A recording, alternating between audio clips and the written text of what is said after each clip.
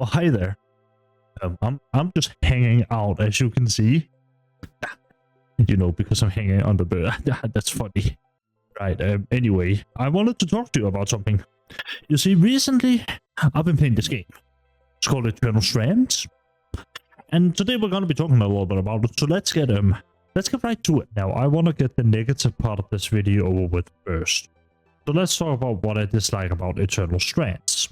The main thing I dislike in Eternal Strands is its story. The story of Eternal Strands is basically that back in the day, some mages, which in the game are called weavers, did something that caused a cataclysm.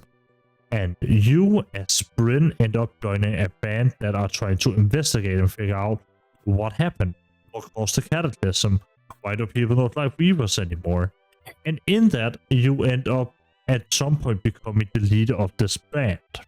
And you would expect somebody who hasn't been in the leader position before to have a few fuck-ups, to not be in the best of places. You are in a new band, you are all of a sudden the leader of it, and yet that is not really what happens. You see, Bryn is infallible, and that is something I have a hard time accepting because I find it really annoying. She, despite being the newest member of the band, being the leader of the band now, will do everything excellently. There will never be any point where Bryn is wrong or where she does something that upsets another character. Never. She is basically just this golden girl that goes through the entire story without changing, without growing. There's nothing. She starts out being really bland and ends up also being really bland because nothing changes with her. You don't really get to know a whole lot about her, despite the fact that they do tell you some backstory. And the rest of the characters don't fare much better. There are some things I really do enjoy about the characters in this game. There's one called Cass, which has this sort of companion quest that revolves around how her species, they don't sleep a lot. But because they don't sleep a lot, they can get the sickness, and she has the sickness and so on. It's one of those things where it kind of is fun to explore, and it turns out that sickness is mainly caused by the fact that she worries a lot about you and friendship, and then they all hug and kiss and everything is good again. But again, it's not really that great. It's not really well written. It's one of those things where it's really disappointing. I really dislike the story of this game, and I think it stands out a lot more because the gameplay of this game and the world are super interesting, and the gameplay is super fun. But the story itself just doesn't really hold up. And that is a bit of an issue when you will spend a large amount of time talking to different NPCs. Now, you could just skip through the dialogue, and honestly, I wouldn't blame you. But if you listen to it, you will probably end up with the exact same conclusion that I have. That despite the fact that the gameplay is good and the world is interesting, and the idea of having this ruined world that you are trying to explore and you're like in the middle of it, that's interesting, but it's just not pulled off very well because Bryn is infallible. She never makes a mistake, and everything always ends up in the best possible way for Bryn. Every time, without fail. In one of the main story missions, you have this other character. She is the daughter of the king, or like the leader of another group, and she dies because the king or the leader of the group decides that he doesn't want to help her, and he runs away. She doesn't run with her, and Bryn just sort of is able to be like, hey guys, she died, that's very sad, but like we can all move on. And then everybody's just okay. Nothing happened other than the dad, he didn't like you to begin with, and he still doesn't like you by the end of the game. Like, it just doesn't change anything, and it's really frustrating because the game is really good. So, with that being said, let's get into the positive part of this video, which is everything else Eternal Strands offers. When I say I love everything else about Eternal Strands, I genuinely mean it. From the super well animated cutscenes to the really good voice acting, and even more so to the general look of the game. It's all really, really good. It looks super beautiful. It reminds me a lot of games like Wildstar or the newer Ratchet & Clank games that I absolutely adore. I love that art style where it's sort of cartoony and really pretty and a lot of colors. I love it. It just really fits well with me, and it is one of those things that I appreciate a lot in Eternal Strands because it does managed to have that super unique and interesting visual style throughout most of the game. I just think it's so good looking, and it is only added on to with all the different effects you can have on screen. And another thing that I love about Eternal Strands is its gameplay. Eternal Strands gameplay is essentially cut up into two different pieces. There's the major exploration section, and then there's the major combat section, and they usually blend seamlessly together.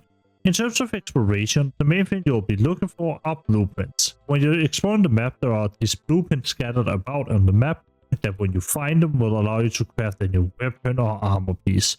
And the weapons can have different skills, just like the armor pieces can have different set bonuses and stats and whatnot.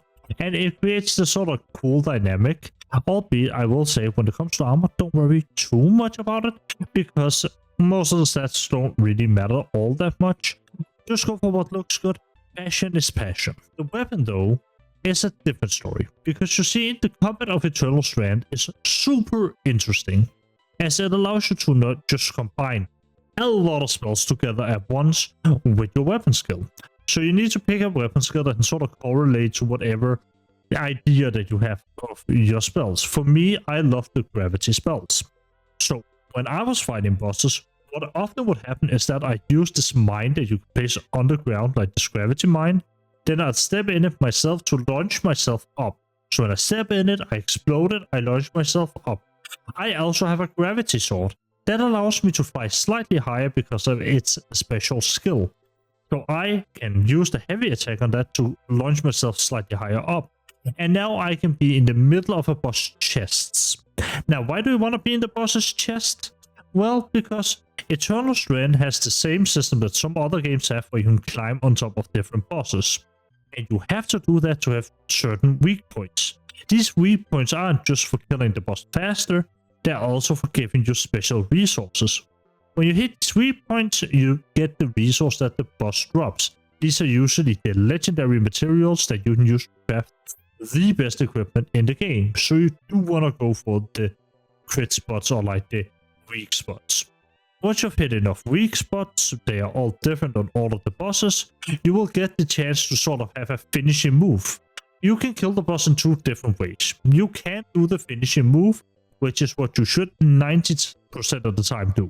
This doesn't just give you more materials, it also gives you the magic upgrade, so you can upgrade whatever spell that boss is tied to a slightly higher tier, with a total of 3 tiers for each spell. So you do want to go for that 90% of the time, even afterwards. However, you can also just good fashion, good style, just hammer the shit out of it onto the dice, if that's really what you want to. Now, that is one example of a way you can fight a boss, so you can launch yourself onto him using gravity magic. Well, another example is with ice magic, you can tether enemies to the ground using the ice wall spell. Normally, the ice wall spell is mainly used, especially at least for me in the early game, to create things to walk on. As an example, while I'm out exploring, I see a chest across a ledge. I don't know how to get over there. So what do? Well, I start building a bridge using my ice wall spell. It takes me a minute of just spam clicking, but I get there, and eventually I have this bridge that definitely isn't intended to be used like that, but it works, and it allows me to climb over to the other side and grab the chest. However, ice wall can also be used in combat. And in combat, it isn't just you tap the monster that it's instantly frozen and it can't move. Not quite. If you find a big boss and you tether its weapon to the ground, then the boss won't be able to pull that weapon up for a little bit. And that is such a cool idea, because it allows you to tether different body parts to the ground, thereby not allowing the monster to move that body part. It can be its feet. Maybe you're fighting a dragon and you don't want it to take off, so you can actually tether its feet so it has a harder time doing that.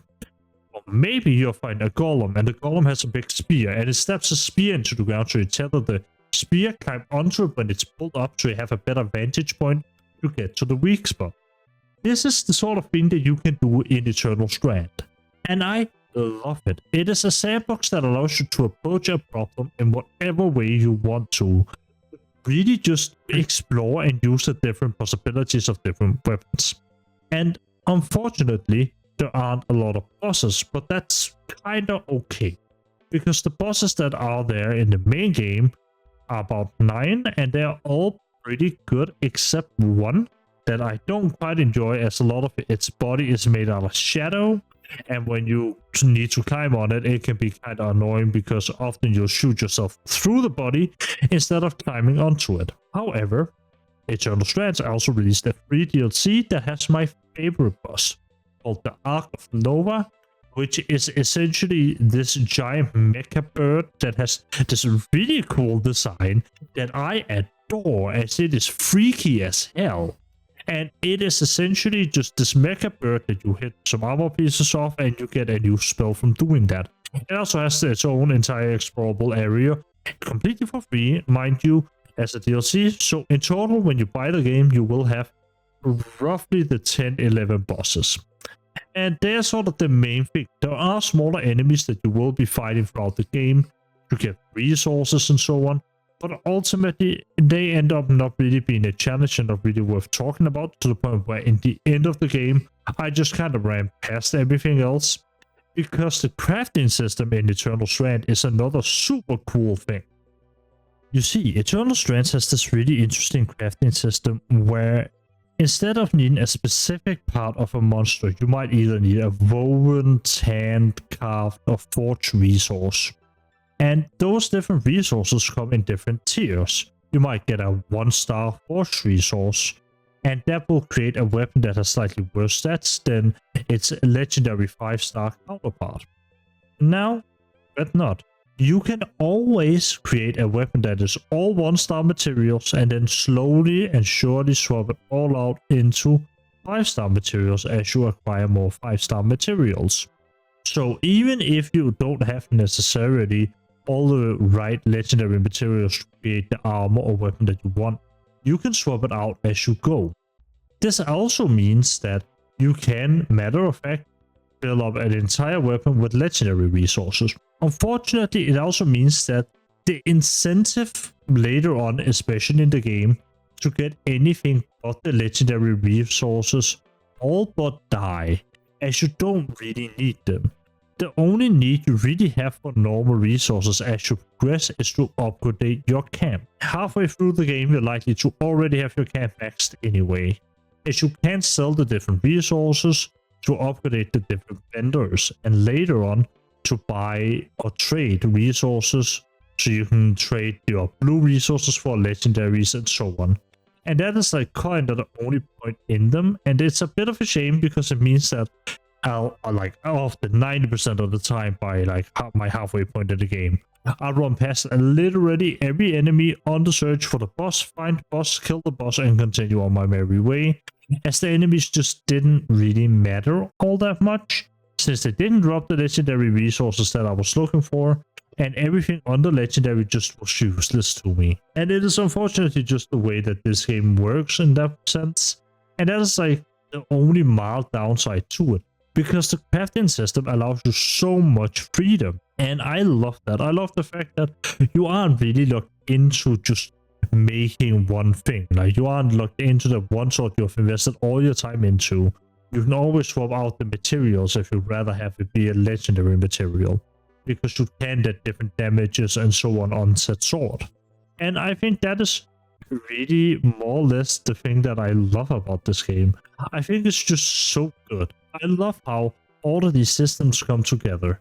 I love the fact that I, doing combat, can do all of these different things to sort of change up my experience, or I should rather say, play in my own way, because you make your own style of gameplay, and it really shows in this game. And ultimately, it's also why I'm so harsh on the story, because when everything else has this incredibly high bar, it is hard not to see the worst part of the game as well. And the story definitely is that, as the quest design can often just be fetch quests, and generally speaking, I am not a big fan of any of the characters. It's just one of those things where the gameplay contrasts so heavily with the story that it's a bit of a shame, because the fucking gameplay in this game is so solid. It is an easy recommend. If they were to take anything out of this, if the developers somehow watch this video, it's just more of that gameplay. I need more. It's so much fun to play through. I just love the way that all the systems come together. I love the fact that when you have all the different modifiers for the weather that can change the way you play, as an example, it might be hot, in which case everything catches fire much faster. But it also means that, well, ice spells might be more effective there, right?